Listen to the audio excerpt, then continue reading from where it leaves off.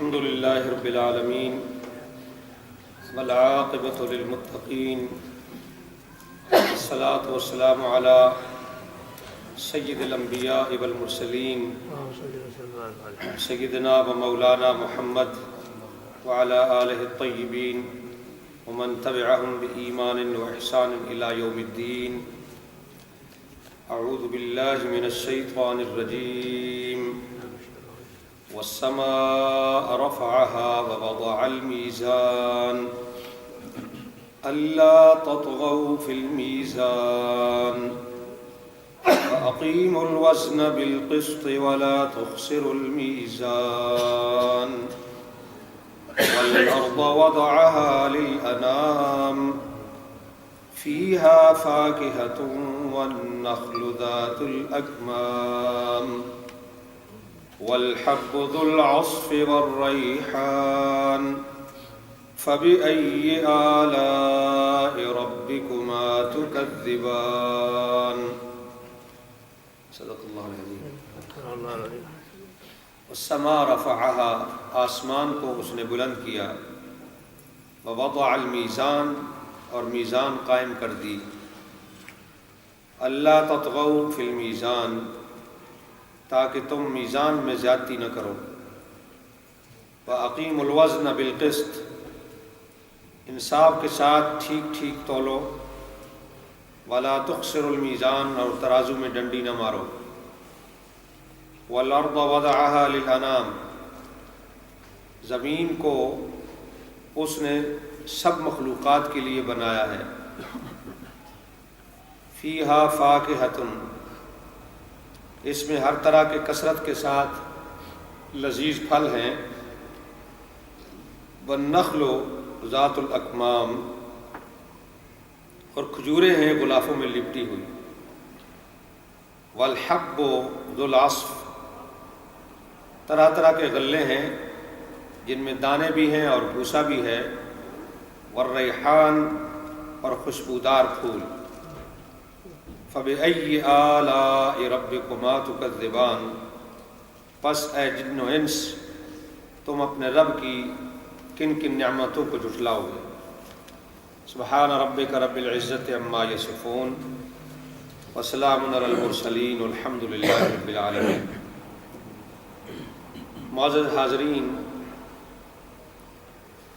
سورہ الرحمن کی یہ آیات 7 سے 13 تک میں نے یہ آیتیں تلاوت کی ہیں، لیکن ان پر گفتگو کرنے سے پہلے ہم اپنی گفتگو کا آغاز وہاں سے کریں گے جہاں ہم نے کل اختتام کیا تھا.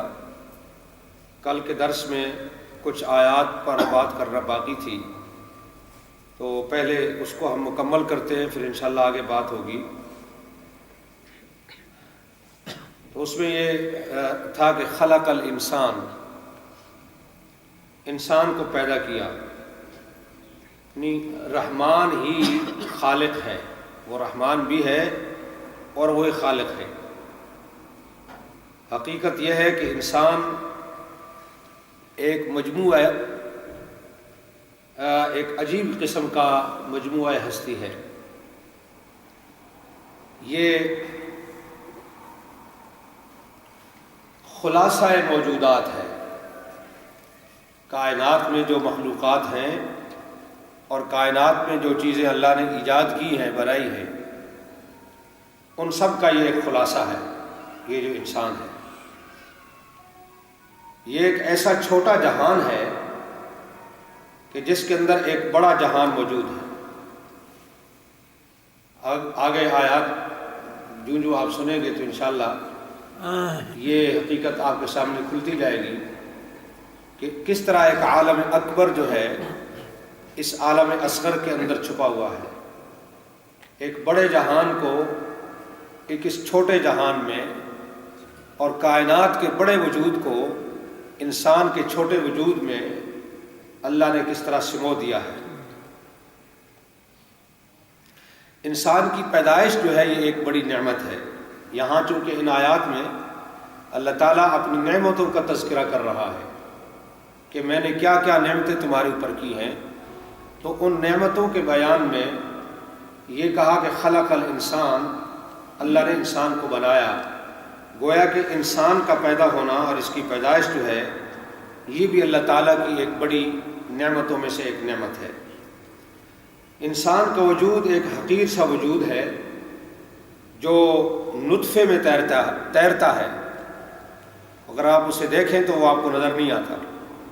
خوردبین لگا کر ڈاکٹر اور سائنسدان اس کو ملاحظہ کرتے ہیں اور اس کو دیکھتے ہیں کہ گندے قطرے کے اندر انسان تیر رہا ہے، لیکن رب العالمین کی ربوبیت کے سائے میں وہ اپنے تکمیلی مراحل جو ہے وہ طے کرتا ہے، اور تمام مخلوقات میں سب سے شریف، اعلیٰ ترین اور سب سے افضل مقام کے اوپر وہ فائز ہو جاتا ہے۔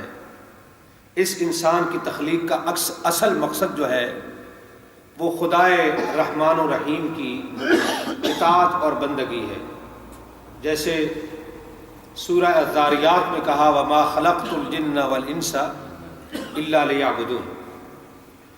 اس کے بعد فرمایا کہ تو اگلا احسان اور اگلی نعمت جو ہے وہ یہ بتائی کہ علمہ البیان، انسان کو جو نعمتیں عطا ہوئی ہیں ان نعمتوں میں سب سے اہم نعمت جو ہے وہ تعلیم ہے، تعلیم بیان ہے۔ انسان کو بولنا سکھایا، نہ صرف بولنا سکھایا بلکہ نطق کے علاوہ تحریر اور کتابت اور قسم قسم کے عقلی اور نقلی دلائل کے ذریعے سے انسان کو اللہ نے بیان سکھایا ہے۔ انسان کے جسم کا ایک ایک خلیہ، سیل جو ہے وہ اس کام کو سیکھ کر پیدا ہوا ہے۔ انسان کے جسم میں بہت سارے سیل ہیں، ہر سیل کا اپنا فنکشن ہے، ہر ایک کا اپنا کام ہے، اور وہ دوسرے کے کام میں مداخلت نہیں کرتا۔ انسانی وجود کا ہر خلیہ، ہر سیل دوسرے سیل کے کام میں مداخلت نہیں کرتا، اور جب مداخلت کرتا ہے تو انسان بیمار ہوتا ہے، اندر ٹوٹ پھوٹ شروع ہو جاتی ہے۔ یہ جو کینسر ہے، یہ جو شوگر ہے، یہ جو اس طرح کی یہ جو بیماریاں ہیں، یہ کیا ہے؟ جب بھی اندر کے کسی حصے نے اپنے کام سے انحراف کیا، دوسرے کے کام میں مداخلت کی، یا اپنے حصے کا کام کرنا چھوڑ دیا، یا اپنے حصے جو مقرر ہے کہ اتنا کام تو نے اتنی دیر میں کرنا ہے اس سے وہ بڑھ گیا، اس نے اپنی رفتار بڑھا دی، اس نے اپنی رفتار گھٹا دی، وہ دوسرے کے کام میں مخل ہو گیا یا اپنا کام کرنا چھوڑ دیا، یہ سب وہ صورتیں ہیں کہ جو انسان کو بیمار کر کے رکھ دیتی ہیں، اور اسی سے یہ شوگر بھی بنتا ہے اور اسی سے یہ کینسر بھی بنتا ہے، اسی کمی بیشی سے۔ تو انسان کے وجود میں جو سیل ہے، ہر سیل جو ہے وہ تعلیم لے کر پیدا ہوا ہے کہ اسے کیا کام کرنا ہے۔ آنکھ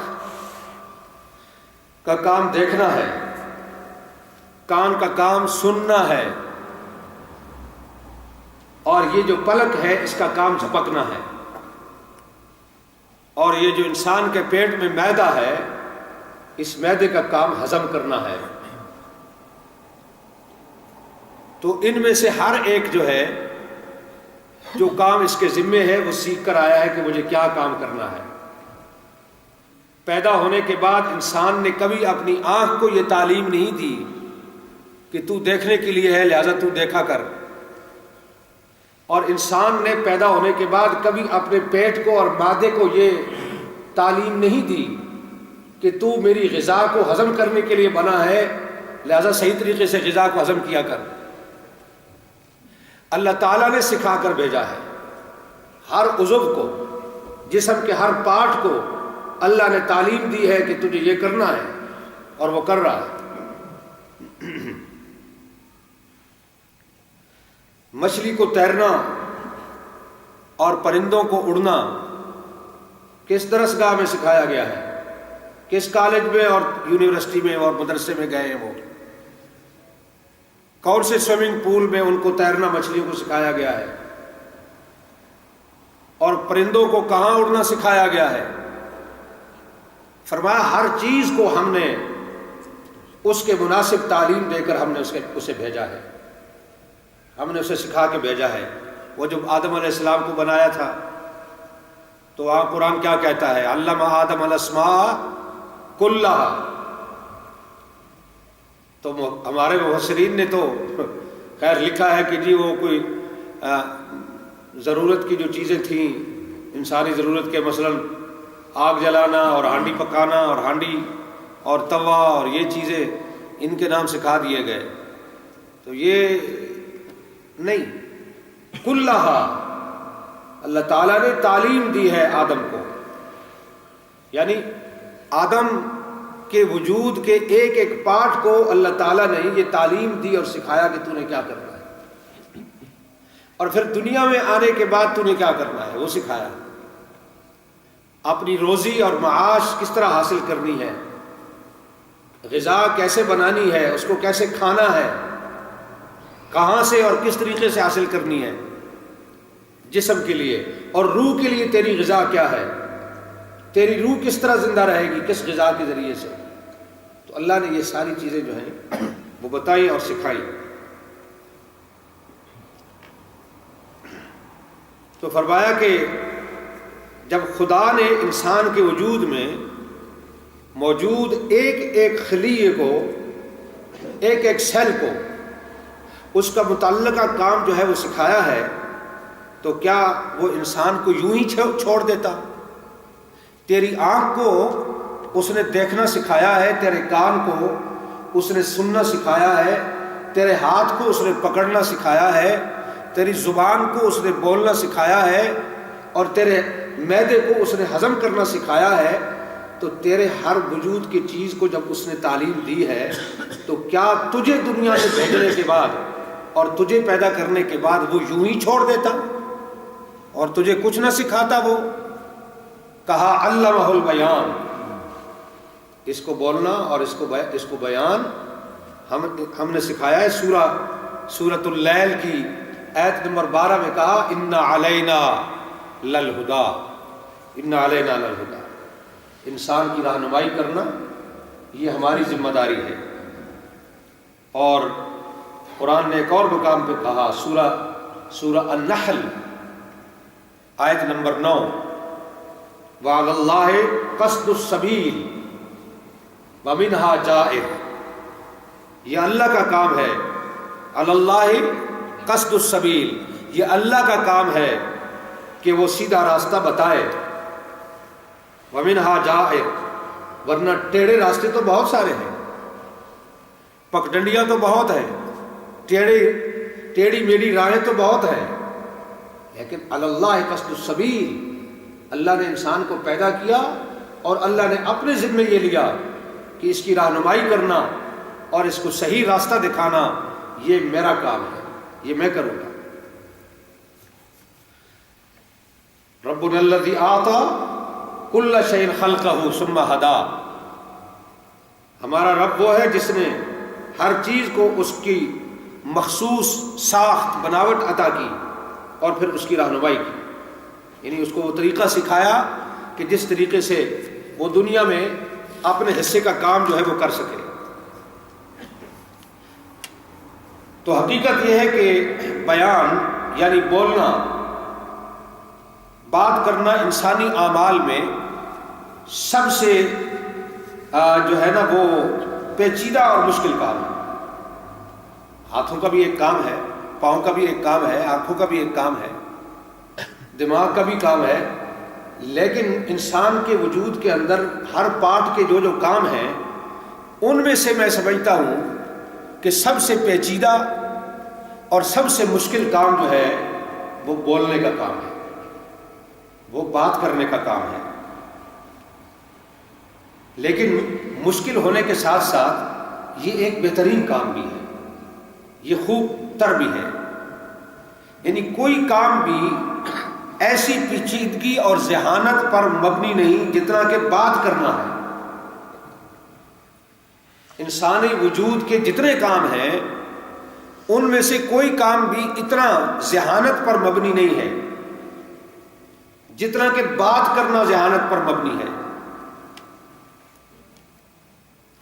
مختلف قسم کی آوازیں نکالنے کے لیے اور آواز نکالنے والے انسانی جسم کے پرزے یہ ایک دوسرے سے تعاون کرتے ہیں، تب جا کر کے آواز نکلتی ہے اور بات نکلتی ہے۔ ہم جو بات کرتے ہیں ہم سمجھتے ہیں کہ یہ زبان کا عمل ہے، زبان یہ کام کر رہی ہے، نہیں، ہماری بات زبان سے شروع نہیں ہوتی۔ ہم جو بات کرنا چاہتے ہیں، ہمارے اندر جو بات بنتی ہے، زبان ذریعہ ہے اس بات کو دوسرے تک پہنچانے کا، زبان ذریعہ ہے وہ بات کرنے کا، لیکن بات بنتی کیسے ہے جو ہم کرتے ہیں؟ الفاظ کیسے بنتے ہیں، حروف کیسے بنتے ہیں؟ کبھی اس فلسفے پہ آپ غور کریں تو آپ کو اندازہ ہو جائے گا کہ انسانی افعال میں سے سب سے مشکل ترین کام جو ہے وہ بات کرنا ہے۔ پھیپھڑے، اصل میں یہ کام پھیپھڑوں سے شروع ہوتا ہے۔ تو پھیپھڑے جو ہیں یہ ہوا کو جمع کر کے اس کو بتدریج نرخرا کے ذریعے باہر بھیجتے ہیں۔ یہ نرخرا ہے اور یہ بڑی رگ یہ گئی ہوئی ہے، پھیپھڑوں تک گئی ہوئی ہے۔ جب آپ جانور کو ذبح کرتے ہیں تو آپ کو بڑا نرخرا جو ہے وہ ملتا ہے اور اس کے ساتھ پھیپھڑے لگے ہوتے ہیں۔ انسان کے جسم کے اندر بھی اسی طرح سسٹم ہے۔ تو یہ جو پھیپھڑے ہیں یہ ہوا کو اپنے اندر جمع کرتے ہیں، جمع کرنے کے بعد یہ ہوا کو اس نرخرے کے ذریعے سے باہر بھیجتے ہیں۔ ہم جو بات کر رہے ہیں اس بات کا آغاز وہاں سے ہوتا ہے، اس ہوا سے جو پھیپھڑا نرخرے کے ذریعے باہر بھیجتا ہے۔ پھر وہ جو وہاں سے چلتی ہے تو آواز سے تعلق رکھنے والے جو سر ہیں، جو تار ہیں، وہ اس میں آواز پیدا کرتے ہیں۔ وہاں سے ہوا چلی ہے، آواز نہیں چلی، پھیپھڑوں سے ہوا چلی ہے۔ آگے پھر وہ ہوا ٹکرائی ہے ان تاروں کے ساتھ جو آواز پیدا کرنے کے لیے اللہ نے انسان کے وجود میں یہاں لگائے ہوئے ہیں، فٹ کیے ہوئے ہیں۔ تو جب ان تاروں کے ساتھ وہ ہوا ٹکراتی ہے تو آواز پیدا ہوتی ہے۔ اچھا، پھر یہ آوازیں جو ہے وہ ایک دوسرے سے مختلف ہوتی ہیں۔ ہمیشہ انسان ایک ہی قسم کی آواز نہیں نکالتا، مختلف قسم کی آوازیں ہوتی ہیں۔ ان میں سے کوئی آواز رضامندی کی دلیل ہوتی ہے، یعنی کوئی آواز سن کر یہ آپ اندازہ کر لیتے ہیں کہ یہ آدمی بڑا خوش ہے، اور کوئی آواز سن کر آپ اندازہ کرتے ہیں کہ یہ آدمی بڑا غم کے اندر ہے، کسی دکھ میں اور تکلیف میں مبتلا ہے۔ یہ انسان وجود ایک ہی ہے جس میں سے یہ مختلف آوازیں نکل رہی ہیں، خوشی کی آواز بھی، غمی کی آواز بھی، اور ان میں سے کوئی آواز غیظ و غضب کی ہوتی ہے، یعنی آدمی کے اندر سے آواز نکلتی ہے تو آپ اندازہ کر لیتے ہیں کہ یہ آدمی بڑا غصے میں ہے، بڑا بھڑکا ہوا ہے۔ اور ان میں سے کوئی آواز جو ہے وہ عام گفتگو کی ہوتی ہے، جیسے میں ایک عام آپ کے ساتھ بات چیت کر رہا ہوں، گفتگو کر رہا ہوں۔ اور کوئی آواز ہوتی ہے مدد طلب کرنے کی، آدمی اپنے اندر سے آواز نکالتا ہے، آپ سمجھ جاتے ہیں کہ یہ کچھ مانگ رہا ہے، یہ ہم سے کوئی مدد مانگ رہا ہے، کچھ طلب کر رہا ہے ہم سے۔ تو طلب کرنے کی آواز الگ ہوتی ہے۔ اچھا، اسی طریقے سے کوئی محبت کی علامت ہوتی ہے، آدمی اپنے اندر سے آواز نکالتا ہے، سننے والا سمجھ لیتا ہے کہ یہ بڑے پیار سے بول رہا ہے، بڑے محبت سے بول رہا ہے۔ تو یہ کسی انسان کا بولنا پیار کے ساتھ، محبت کے ساتھ، غصے اور ناراضگی کے ساتھ، اور تو یہ آپ اندازہ کرتے ہیں تو ایک ہی انسان کے وجود کے اندر یہ آوازیں بن رہی ہیں جن کی مختلف جہتیں ہیں اور مختلف چیزوں کی علامات ہیں۔ تو پھیپھڑے ان آوازوں کو سب سے پہلے وجود میں لاتے ہیں.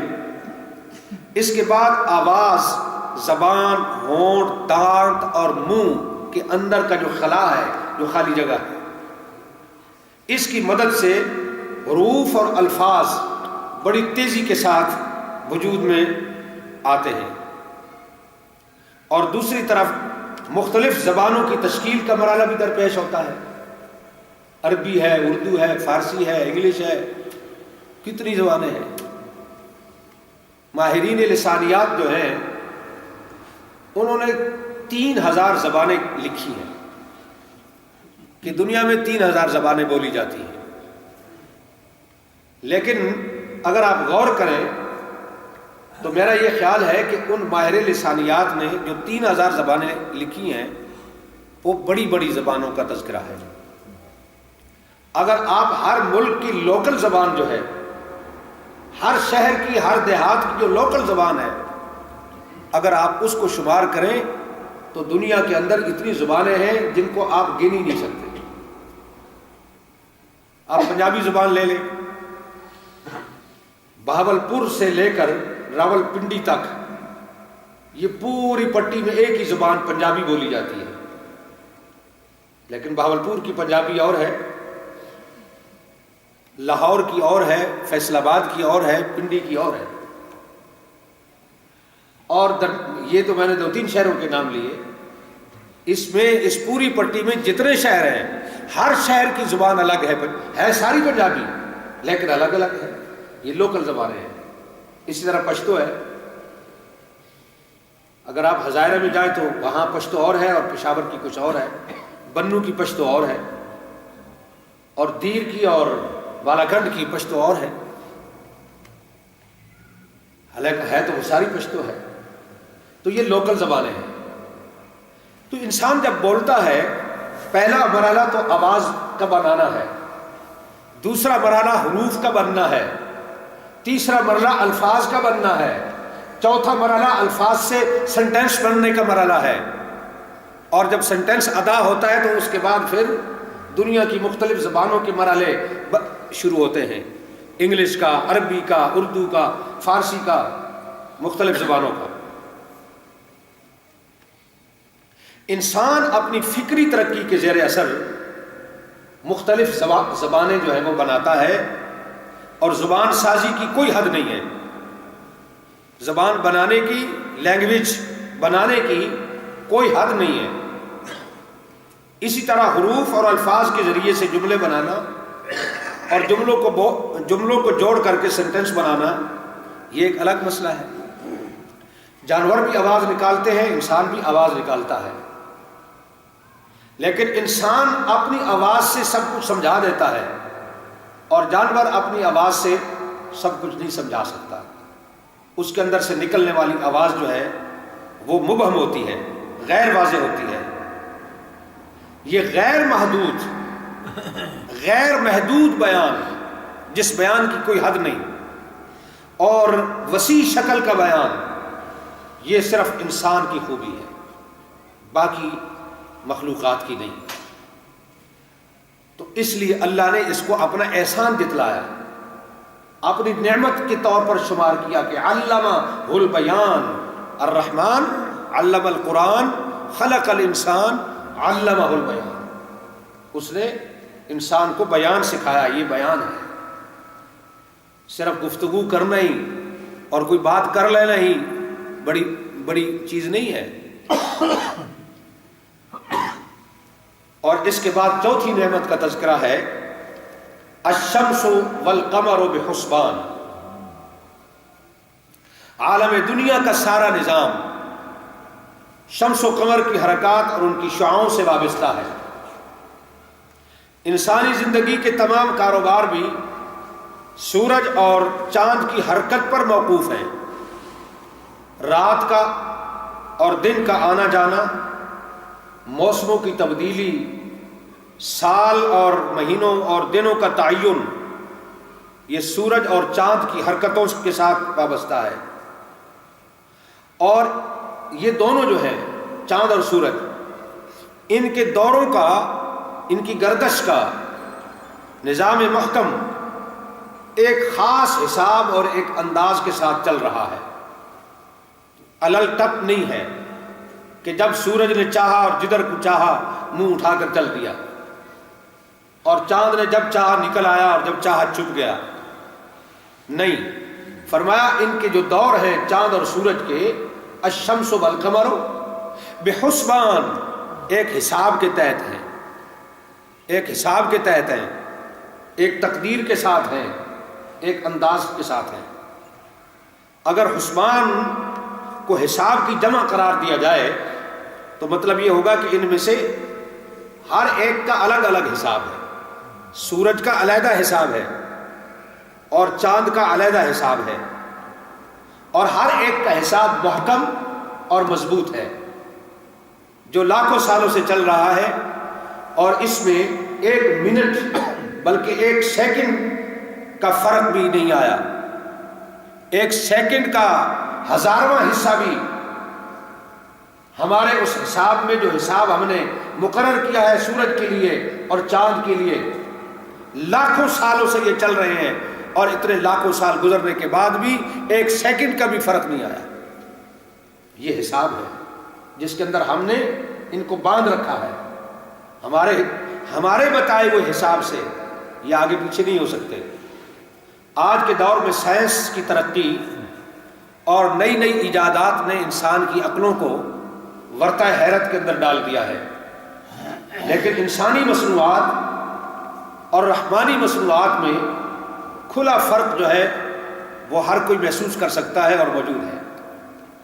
انسان نے اپنی سائنسی ترقی کے ذریعے سے جو نئی نئی ایجادات کی ہیں، پرانے زمانے کا انسان اگر اس کے سامنے یہ بات کی جاتی تو وہ بڑا حیران ہوتا ہے، لیکن قرآن نے اور خود رسول اللہ صلی اللہ علیہ وسلم نے احادیث مبارکہ میں ایسے استعارات استعمال کیے ہیں، ایسے اشارے کیے ہیں جن سے یہ اندازہ ہوتا ہے کہ اللہ تعالیٰ نے اپنے پیغمبر کو یہ تعلیم دے دی تھی۔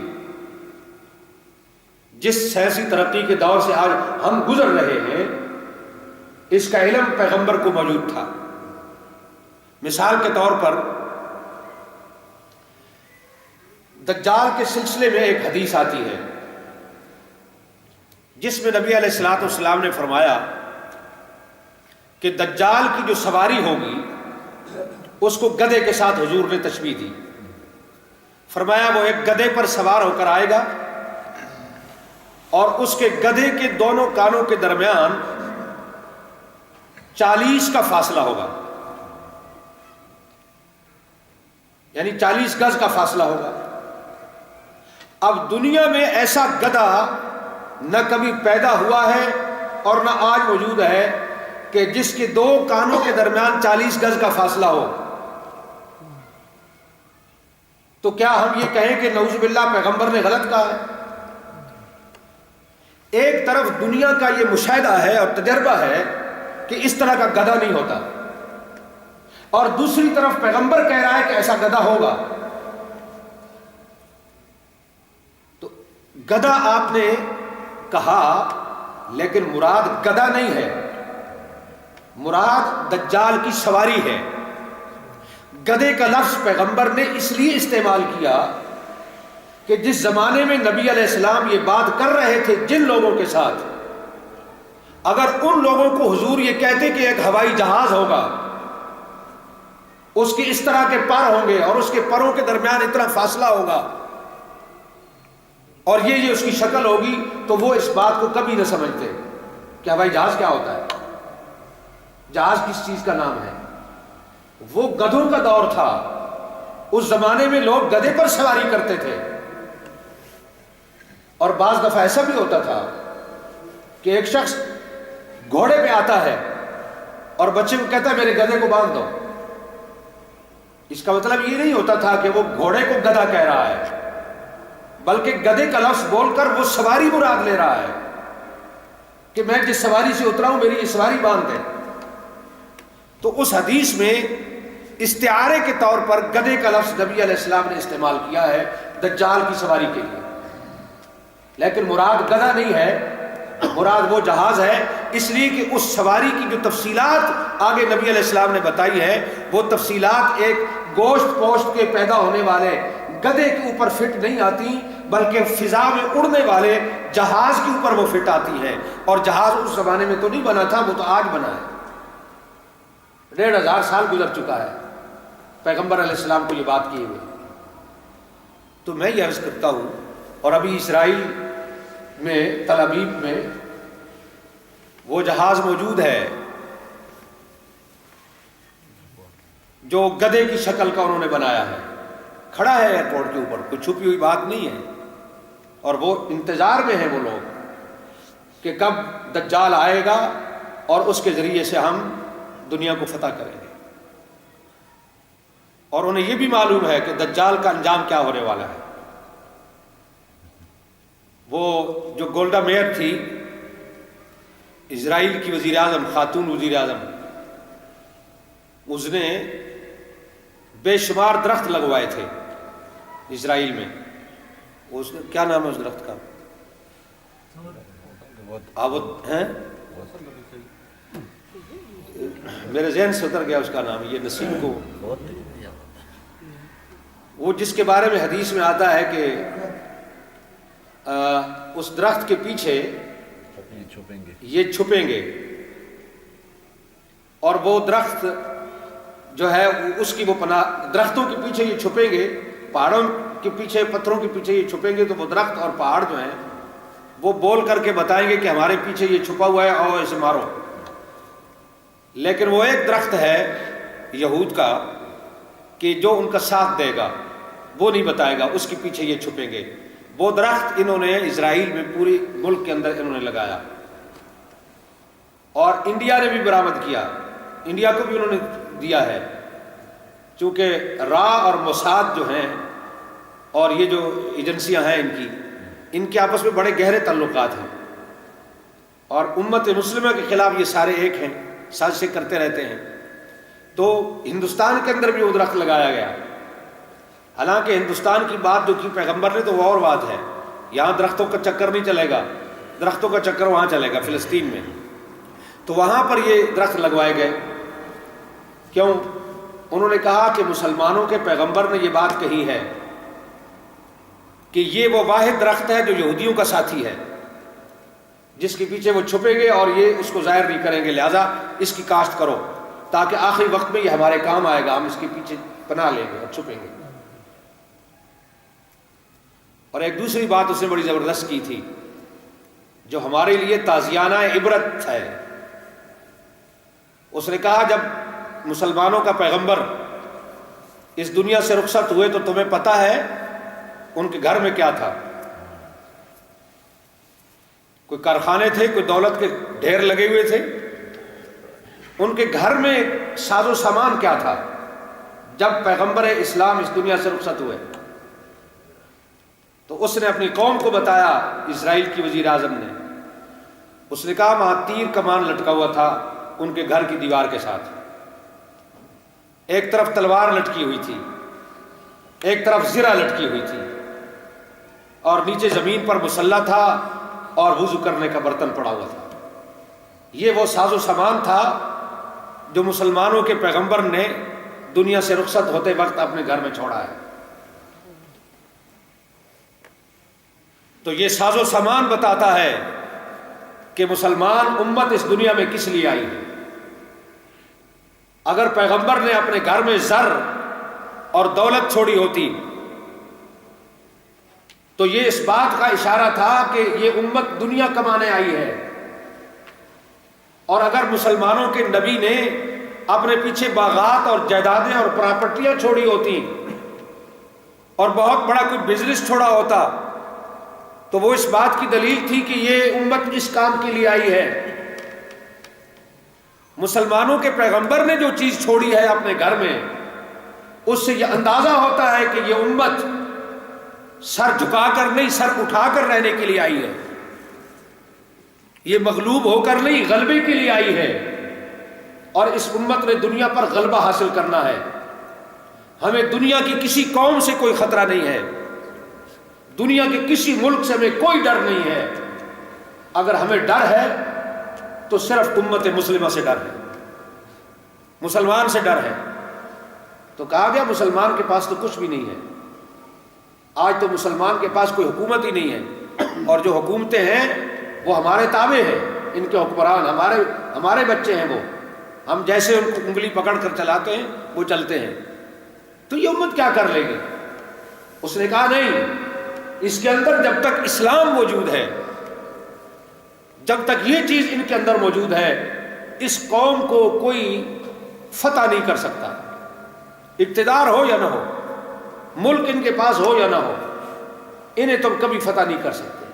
یہ وہ گفتگو ہے جو اس نے اپنے پارلیمنٹیرین کے ساتھ کی، میڈیا کے اندر یہ چیزیں آئیں، چھپی، لیکن ہم لوگ غافل ہیں، ہم لوگ سوئے ہوئے ہیں۔ تو آج وہ کس مقام پر پہنچ رہے ہیں، فلسطین میں کیا ہو رہا ہے، پتہ نہیں مجھے یہ بات کرنی چاہیے کہ نہیں، لیکن ہٹلر نے یہ کہا تھا کہ اگر میں نے کسی ایک یہودی کو بھی زندہ چھوڑ دیا تو تم پچھتاؤ گے، وہ تمہیں ایسا ناچ نچائے گا کہ تم کہو گے کہ تم ہمیں یاد کرو گے اور کہو گے کہ اس کو اس نے کیوں زندہ چھوڑ دیا تھا۔ اس نے اپنے دور میں جو کچھ کیا، صحیح کیا یا غلط کیا، ہم اس کے اوپر بحث نہیں کر رہے، لیکن اس کے یہ جو الفاظ ہیں ان کے اوپر آپ غور کریں، وہ بڑے پتے کی بات کہہ گیا تھا۔ تو بہرکیف یہ سائنسی دور ہے اور انسان نے ترقی کی ہے اور ایسی ایسی چیزیں ایجاد کی ہیں کہ جن سے انسان حیران رہ جاتا ہے۔ یہ جو راکٹ بنائے ہیں، یہ جو ایٹم بم بنائے ہیں، یہ جو ہوائی جہاز بنائے ہیں، یہ جو کاریں اور گاڑیاں بنائی ہیں، یہ انسان کے دماغ کی انتہا کہ ایک لوہے کو چلا دیا، ایک لوہے کو اڑا دیا، روح نہیں ہے اس کے اندر لیکن اڑا دیا، روح نہیں ہے اس کے اندر، اس کو چلا دیا۔ یہ انسان کا دماغ ہے اور یہ انسان کی ایجادات ہیں، اس سے بھی بڑی بڑی ایجادات انسانوں کی اور آئندہ بھی ہوں گی، لیکن انسانوں کی ایجادات میں، انسان کی ایجادات میں اور رحمان کی ایجادات میں بڑا واضح فرق ہے۔ انسان کتنی مضبوط سے مضبوط مشین بنا لے، آخر اسے گریس کی، آئل کی ضرورت پڑ جاتی ہے، اس کے پرزے گھس جاتے ہیں اور کوئی مرحلہ ایسا آتا ہے کہ وہ مشین کام کرنا چھوڑ دیتی ہے۔ لیکن اللہ رب العالمین نے اس کارخانہ کائنات کے اندر یہ جو مشین بنائی ہے، چاند، سورج، ستارے، سیارے، زمین، انسان، جانور، یہ اس کائنات کے مختلف پرزے ہیں جو اپنے اپنے دائرے کے اندر اپنا اپنا کام انجام دے رہے ہیں۔ اللہ کی بنائی ہوئی مشین تو نہ کبھی اس کو گریس کی ضرورت پڑی ہے اور نہ کبھی اس کے پرزے گھسے ہیں۔ ہزاروں لاکھوں سالوں سے الشمس والقمر بحسبان، چاند اور سورج چل رہے ہیں، نہ ان کا راستہ اور سڑکیں خراب ہوئیں اور ٹوٹ پھوٹ کا شکار ہوئیں، نہ ان کا حساب کتاب خراب ہوا، نہ ان کے وقت میں کمی بیشی ہوئی، اور نہ ان کی مشین میں کوئی، مشینری میں کوئی فرق آیا، اور نہ ان کا کوئی پرزہ خراب ہوا۔ اور جس دن پرزہ خراب ہوگا وہ دن اس دنیا کا آخری دن ہوگا، پھر وہ قیامت قائم ہوگی۔ انسان وقت، دن، تاریخوں اور موسموں کا حساب اسی وجہ سے کر رہا ہے کہ سورج کے طلوع اور غروب اور مختلف برجوں اور منزلوں سے اس کے گزرنے کا جو قاعدہ اور قانون اللہ نے مقرر کیا ہے، اس میں کوئی تبدیلی رونما نہ ہوئی ہے نہ ہوتی ہے۔ اور زمین پر بے شمار مخلوقات اسی لیے زندہ ہیں کہ چاند اور سورج کو حساب کر کے زمین سے ایک خاص فاصلے پر رکھا گیا ہے۔ سورج زمین سے جتنے فاصلے پر ہے، اگر اس سے کم فاصلہ ہوتا تو زمین پر زندگی ختم تھی، اور جتنے فاصلے پر ہے اگر اس سے زیادہ فاصلہ ہوتا تو تب بھی زندگی ختم تھی۔ اللہ رب العالمین نے نظام کائنات کے اندر چاند اور سورج دونوں کو ایسی مناسب جگہ پر فٹ کیا ہے کہ جن کے ذریعے سے زمین کے اوپر مخلوقات کو زندگی عطا ہوتی ہے۔ نہ صرف یہ کہ زندگی بخش ہے، بلکہ وہ غذا بخش بھی ہے، وہ غذا بخش بھی ہے۔ تو ہماری حیات، ہماری زندگی متعلق کرتی ہے اور ہماری غذا جو ہے اس کے متعلق کرتی ہے۔ قرہ خاکی کے اندر یعنی ابن عباس نے کہا کہ یجریان بحساب فی منازل، ایک حساب اور اندازے کے ساتھ چاند اور سورج جو ہے وہ اپنی اپنی منازل، اپنے مدار کے اندر وہ چلتے ہیں۔ قرہ خاکی میں جو بھی جنبش اور حرکت اور زندگی وقوع پذیر ہے، اس کا اصل سرچشمہ سورج کی حرارت اور اس کی روشنی ہے، جبکہ چاند بھی حیات انسانی کے سلسلے میں اپنا کردار ادا کر رہا ہے۔ پانچویں نعمت جو ان آیات میں اللہ نے بیان کی، تو اوپر سے نیچے زمین کی طرف رخ فرمایا اور کہا النجم والشجر یسجدان۔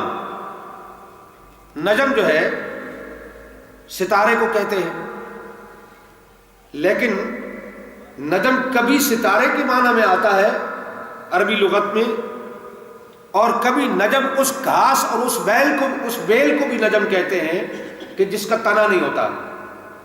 درخت کا تو بڑا تنا ہوتا ہے نا جس کے اوپر درخت کھڑا ہوتا ہے، لیکن گھاس یا وہ بیل جو زمین پر لیٹی ہوتی ہے تو اس کا تنا نہیں ہوتا، اس لیے وہ بیل اوپر نہیں کھڑی ہو سکتی، وہ زمین پہ لیٹی ہوتی ہے۔ تو اس طرح کی بیلوں کو اور اس طرح کے گھاس کو بھی نجم کہتے ہیں۔ اور یہاں میرے خیال میں النجم سے مراد آسمان کے ستارے نہیں ہیں، گو کہ بعض لوگوں نے یہی معنی کیا ہے۔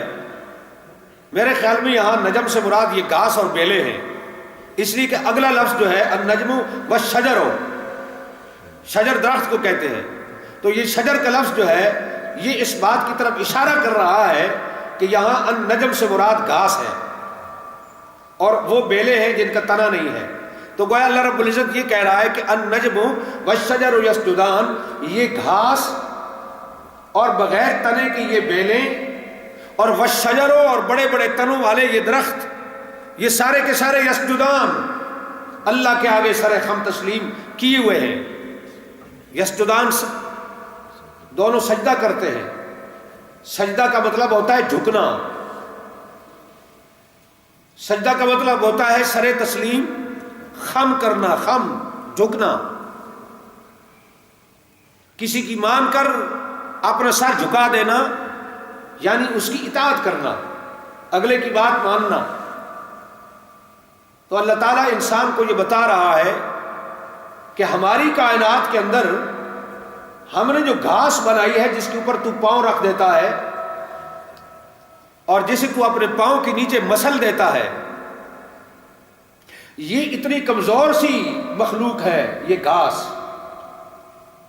لیکن اس کا ایک چھوٹا سا حصہ بھی ہمارے حکم سے باہر نہیں ہے۔ یسجدان، وہ ہماری مانتا ہے، وہ ہماری مانتا ہے اور ہمارے تابع ہے۔ تو جب درخت جیسی، جب گھاس جیسی حقیر مخلوق اور درخت جیسی بڑی مخلوق جب یہ ہمارے آگے سر جھکائے ہوئے ہیں، تو تجھے تو ہم نے پیدا ہی اس لیے کیا ہے کہ تو ہماری عبادت کر، تو کیوں نہیں سر جھکاتا؟ جب کائنات کی ہر چیز اطاعت کرتی ہے ہماری، تو کیوں نہیں ہماری اطاعت کرتا؟ تو کائنات کا سارا نظام اللہ تعالیٰ کا پیدا کیا ہوا ہے اور اسی کے حکم سے اور اسی کی اطاعت کے اندر چل رہا ہے۔ زمین سے لے کر آسمانوں تک کوئی مخلوق کے اندر کوئی بھی خود مختار نہیں ہے اور نہ کوئی دوسرا خدا ہے، اور نہ ہی کسی کو خدا کی خدائی میں کوئی دخل ہے، اور نہ ہی ان چیزوں کو بنانے اور پیدا کرنے میں کسی دیوتی اور دیوتا کا کوئی دخل ہے، اور نہ ہی کوئی اس لائق ہے کہ اسے معبود بنایا جائے، اس کی عبادت کی جائے۔ یہ نظام کائنات گواہی دے رہا ہے کہ ہر چیز کا تنہا مالک اللہ تعالیٰ ہے، ہر چیز کا اکیلا مالک اللہ ہے، ہر چیز کو بنانے والا اور اس کو پیدا کرنے والا اکیلا خدا ہے۔ اس لیے توحید حق ہے اور سچ ہے۔ اور اسے چھوڑ کر جو شخص بھی شرک یا کفر کر رہا ہے وہ دراصل کائنات کے پورے نظام کے ساتھ لڑ رہا ہے۔ اللہ نے اپنی توحید کی دلیل بنایا ہے نظام کائنات کو، الشمس والقمر بحسبان والنجم والشجر یسجدان۔ سورج اور چاند اور تمام فضائے آسمانی کے سیارے اور تارے، یہ سارے کے سارے خدا کے نظام وحدت کے اندر جکڑے ہوئے ہیں، اور سر منہ ایک بال برابر بھی وہ اس سے انحراف نہ کرتے ہیں نہ کر سکتے ہیں۔ اور زمین کے اندر یہ گھاس، یہ پودے، یہ درخت جن سے تم فائدہ اٹھاتے ہو، ان کا ایک ایک ذرہ ہمارے نظام توحید میں، ہمارے نظام وحدت میں، ہمارے نظام ربوبیت میں جکڑا ہوا ہے۔ تو گویا کہ زمین اور آسمان اور کائنات کی ایک ایک چیز اس بات پر دلیل ہے کہ ان کو بنانے والا اکیلا خدا ہے اور کوئی دوسرا نہیں ہے۔ کائنات کی ایک ایک چیز اللہ کی توحید پر، خدا کی وحدانیت پہ دلیل ہے۔ اب انسانوں میں سے جو لوگ توحید کا راستہ اختیار کرتے ہیں، وحدانیت کا راستہ اختیار کرتے ہیں، وہ حق اور سچ کا راستہ اختیار کرتے ہیں، اور جو لوگ کفر اور شرک کا ارتکاب کرتے ہیں تو وہ دراصل کائنات کی ہر چیز کے ساتھ لڑ رہے ہیں، ہر چیز کے ساتھ لڑ رہے ہیں۔ اور قرآن کہتا ہے لو کان فیہما آلہۃ الا اللہ لفسدتا فی الارض۔ خدا ایک ہے، اگر خدا دو ہوتے تو نتیجہ کیا ہوتا؟ لفسدتا فی الارض، زمین کے اندر فساد ہوتا، زمین کے اندر خرابی ہوتی۔ جو آدمی شرک کرتا ہے اور وہ یہ کہتا ہے کہ اللہ بھی ہے اور اللہ کے پیارے بھی ہیں، جن کو اس نظام کائنات کے اندر دخل ہے، جو بارشیں برسا سکتے ہیں، جو آپ کے رزق میں برکت ڈال سکتے ہیں، اور جو آپ بے اولاد کو اولاد عطا کر سکتے ہیں۔ خدا کے علاوہ بھی کوئی ہستیاں کائنات کے اندر ایسی ہیں، تو گویا کہ وہ دوسرے لفظوں میں یہ کہہ رہا ہے کہ کوئی خدا وہ ہے جو چاند بنا سکتا ہے، اور کوئی دوسرا خدا وہ ہے جو سورج بنا سکتا ہے، اور کوئی تیسرا خدا وہ ہے جو دوسرے تارے بنا سکتا ہے۔ جب زمین کے اندر مختلف خدا ہو سکتے ہیں تو پھر آسمانوں میں ایک سے زیادہ خدا کیوں نہیں ہو سکتے؟ وہاں کون سی چیز رکاوٹ ہے؟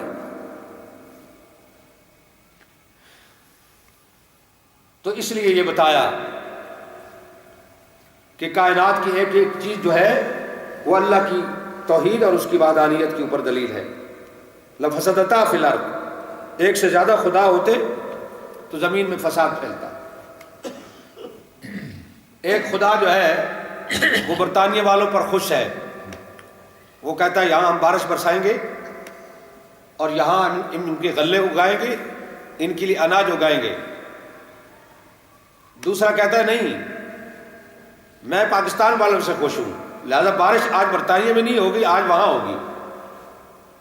ان کے غلے اور اناج پیدا نہیں ہوگے، ان کے پیدا ہوں گے۔ تو سورج ادھر سے نکلتا ہے، لیکن دوسرا کہتا ہے میری آج مرضی ہے کہ ادھر سے نکال دوں۔ تو اسی کشمکش میں لفسدتا فی الارض علی ھذا القیاس، زمین کے اندر کائنات میں خرابی اور بربادی پیدا ہوتی۔ کائنات کا یہ جو نظام چل رہا ہے یہ چل ہی اس لیے رہا ہے کہ اس کا خدا ایک ہے۔ لفسدتا فی الارض، اگر خدا دو ہوتے تو یہ کائنات کا نظام کبھی نہ چلتا۔ تو جب کائنات کا نظام ایک خدا سے چل رہا ہے تو کیا انسان کا نظام ایک خدا سے نہیں چل سکتا؟ اسے دوسرے خداؤں کی ضرورت بھی ہے، اسے دوسرے الہوں اور معبودوں کی ضرورت بھی ہے۔ تو قرآن سمجھا رہا ہے، یہ دلائل دے رہا ہے، اور یہ نعمتیں ہیں اللہ تعالیٰ کی۔ اب آئیے اگلی آیات کی طرف۔ وَالسَّمَاءَ رَفَعَهَا وَوَضَعَ الْمِيزَانَ، اس ایک بات کے اوپر، اسی ایک ہی آیت کے اوپر بات کرتا ہوں اور پھر ہم اپنی گفتگو ختم کریں گے، باقی انشاءاللہ کل گفتگو ہوگی۔ وَالسَّمَاءَ رَفَعَهَا، ووضع المیزان، یہ آیت نمبر 7 ہے سورہ رحمان کی۔ آسمان کو اس نے بلند کیا اور میزان قائم کر دی۔ یہ 7ویں آیت ہے اور اس میں 6ٹھی نعمت کا ذکر ہے۔ 5 نعمتیں اس سے پہلے بیان ہو چکی، یہ 6ٹھی نعمت ہے۔ اور یہ 6ٹھی نعمت کیا ہے؟ السماء رفع، خلقت آسمان، خدا نے ہی آسمان کو بلند کیا، نہ تو کسی مادے میں ہیجان کی وجہ سے یہ خود بخود معرض وجود میں آیا، جیسا کہ بعض بیوقوف سائنسدانوں کا یہ نظریہ ہے کہ مادے کے اندر ہیجان پیدا ہوا اور بس اس میں سے آسمان بن گیا، اور نہ ہی کسی دوسری دیوی اور دیوتار اسے بنایا۔ اس کی موجودہ ساخت میں اللہ تعالیٰ کی شان رحمانیت کا اظہار ہے۔ سورہ رحمان کا آغاز الرحمن سے ہے، بہت رحم کرنے والا، بہت زیادہ مہربانیاں کرنے والا۔ تو آسمان کو بنانے میں اللہ تعالیٰ کی شان رحمانیت کا ظہور ہے۔ اس ایت سے مراد چاہے آسمان ہو اور آسمانوں کا اوپر والا حصہ ہو جو ہماری طرف نہیں ہے، اوپر کی طرف ہے، یا چاہے اس سے مراد ستارے ہوں، چاہے زمین کی فضا ہو، اور وہ عظیم فضائی کھال کہ جس نے اس کرۂ زمین کے اطراف کو گھیر رکھا ہے اور عالمی شعاعوں اور آسمانی پتھروں کے مقابلے میں ڈھال کی طرح اس کی حفاظت کرتی ہے۔ سورج کی گرمی اور سمندر سے اٹھنے والی رطوبت کو بادلوں کی تشکیل اور بارش کے نزول کے لیے اپنے اندر محفوظ رکھتی ہے۔ تو اس سے کچھ بھی مراد ہو وہ اللہ کی عظیم نعمت ہے، کیونکہ اس کے بغیر انسان کے لیے زندگی گزارنا ناممکن ہے۔ اچھا، یہ نقطہ یہاں بڑا قابل غور ہے کہ نور اور روشنی، گرمی اور ہدایت زندگی اور حرکت کا سبب ہے۔ چاند کی روشنی اور سورج کی روشنی ختم ہو جائے تو میں اور آپ بے حس اور بے حرکت ہو جائیں۔ تو کائنات کے اندر جو حرکت آپ کو نظر آتی ہے یہ اوپر سے آ رہی ہے، اس کا تعلق سورج اور چاند کی روشنی اور گرمی سے ہے، اس نور سے ہے۔ اور مذہب کے اندر جو ہلچل اور حرکت آپ کو نظر آتی ہے اس کا تعلق ہدایت سے ہے، اور ہدایت اوپر سے آتی ہے۔ اور صرف مذہب نہیں، ہر چیز کو ان علینا للہدی، ہر چیز کو رہنمائی دینا، ہدایت کرنا، یہ ہمارے ذمے ہے۔ زمین پر کیڑے کو رینگنا کس نے سکھایا ہے؟ ان علینا للہدی۔ کائنات کی ایک ایک چیز کی رہنمائی ہم نے کی، اور رہنمائی کہاں سے آئی؟ اوپر سے۔ نور بھی اوپر سے، روشنی اوپر سے، حرارت اوپر سے، گرمی اوپر سے، ہدایت اوپر سے۔ یہ سب آسمان کی طرف سے آئے ہیں، اوپر کی طرف سے آئے ہیں۔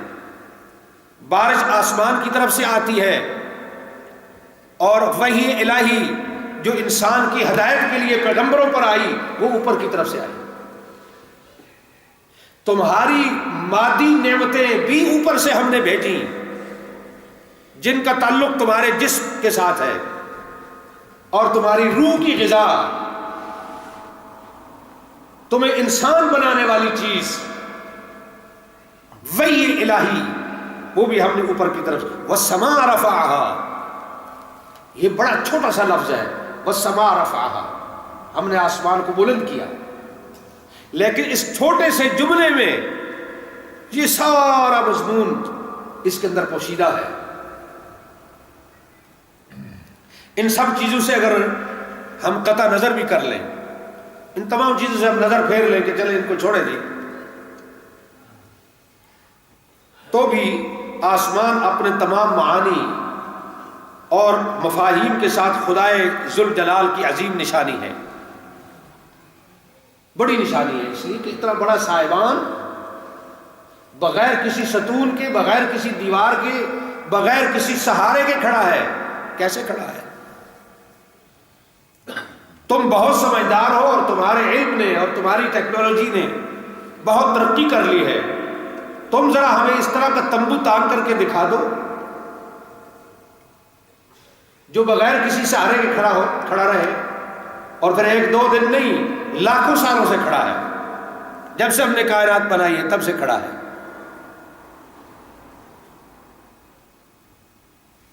اس کے اندر ارباب عقل و دانش جب آسمان کی ان بلندیوں میں اور آسمان کی ان رفتوں میں غور کرتے ہیں تو وہ پکار اٹھتے ہیں، ربنا ما خلقت ھذا باطلا، ربنا ما خلقت ھذا باطلا، اے ہمارے پروردگار تو نے اس کارخانے کو بیکار پیدا نہیں کیا۔ تو اس کے بعد یہ چھٹی نعمت ہے جو والسماء رفعها کے الفاظ میں بیان کی۔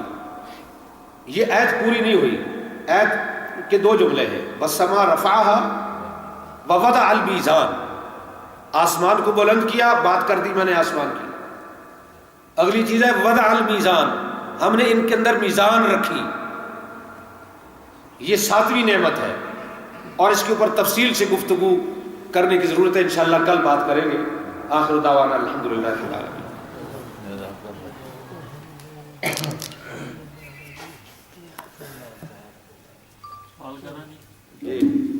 انڈیا ساڈے کول میرے خیال 82 نے جو فرانس نے جڑے سیاستدان ہے وہ نیلم گڑھ مسلمان ہوئے تو نیلم گڑھ گئے، انہوں مہمان سدے نے نیشنل پانسانک والے، اس انہوں نے سوال کیتے طارق عزیز جرا تسی کس طرح مسلمان ہوئے ہو؟ انہیں آخیا جی کہ اسی قرآن پاک نہ، انہیں جڑا وڈا ڈاکٹر ہے اس آخر میں قرآن پاک نہ مطالعہ کرنا ہونے اصا ہوں واج کے آزاد یہ شے کی کہ ماؤ نے پیٹ جڑا بچہ پیدا ہونا ہے اس کی خوراک کے 1400 سال پہلے قرآن پاک دے اللہ پاک دس ہے جڑے اس کی خوراک، تو اصا آخے کہ اللہ نے سچی کتاب ہے اور اسی نبی کریم صلی اللہ علیہ وسلم سچا اللہ کا نبی ہے، اصا ایمان آ گیا۔ پھر ایک انہیں بڑی عجیب گل کی تھی، انہیں آخیا جڑا اصا یہ اندازہ لایا خون جڑا پلیت خون ہے وہ دنیا والے پاسوں ہے، اللہ پاک گوارا نہیں کرنا کہ وہ پلیت ہے تو دنیا والے پاسوں ہے، تو پھر دنیا نے اتنے انسان آنا ہے تو اس کی زبان پاک ہونی ہے تو اللہ پاک اس نے جڑا دودھ ماؤ کی چھاتی کے نکالنا ہے، اس واسطے کہ اللہ گوارا نہیں کرنا کہ زبان پاک ہے کہ پلیت منہ پاک ہے اور پلیت چیز منہ دے وچ جائے۔ بڑی انہیں بہترین گل کی یہ قرآن پاک میں تو انہوں دس ہے سورۃ الرحمن کے گالی جی جا قرآن پاک تو ہاں وہ سورۃ مومنون وچ ہے، وہ سورۃ مومنون دے وچ ہے، اور ایک ویسے بڑی یہ زبردست چیز ہے کہ اگر آپ لوگ اس بات پہ غور کریں کہ بچہ ماں کے پیٹ میں ہوتا ہے تو اس کو خوراک ماں کے جسم کا گندا خون جو ہے وہ اس کی خوراک ہے، اور وہ اس کو ناف کے ذریعے سے ملتا ہے، وہ ناپاک چیز خدا اس کے منہ میں نہیں ڈالتا، اور جب وہ پیدا ہو گیا ہے تو دودھ اسی خون میں سے دودھ نکال کر اللہ نے ماں کی چھاتی پہ لگا دیا ہے اور وہ پاک کر کے اس کے منہ میں ڈال دیا ہے۔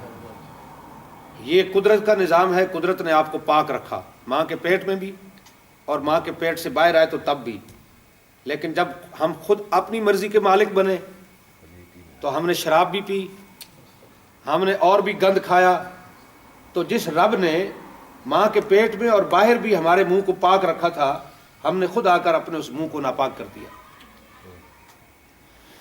الحمدللہ رب العالمین، اللہم انا نسألک الہدی والتقی والعفاف، اللہم وفقنا لما تحب وترضى، اللہم احسن عاقبتنا فی الامور کلها، سبحان ربک رب العزة عما یصفون۔